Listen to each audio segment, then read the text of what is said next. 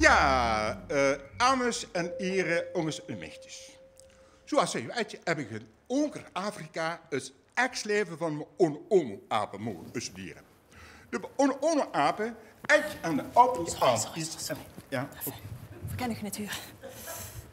Alsjeblieft. Zo dan. Sorry.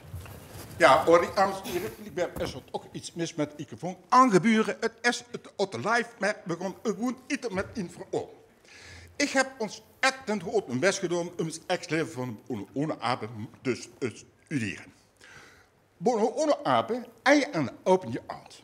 Deze apen hebben ze ex voor de oor, zijn ze ex voor een spanning in de oep te vereren.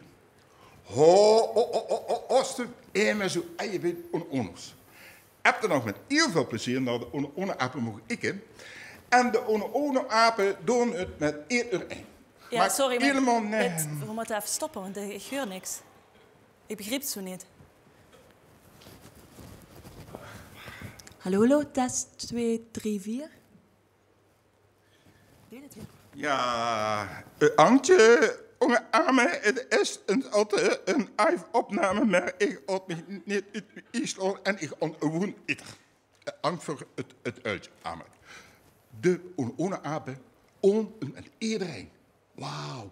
De enkes met de enkes, de vrouwkes met de vrouwkes, alles met iedereen. Oh, het is een onder één.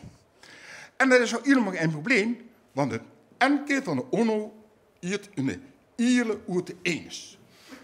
Een oekel. Eén mij aan makkelijk bij het oude nog.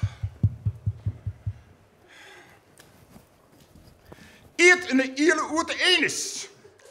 En het oerte eens aan makkelijk bij het oude naar binnen, want de agina van het oude is er op een marktje. Alle ono-ono's vinden echt weinig. En ze doen dan ook aldaag een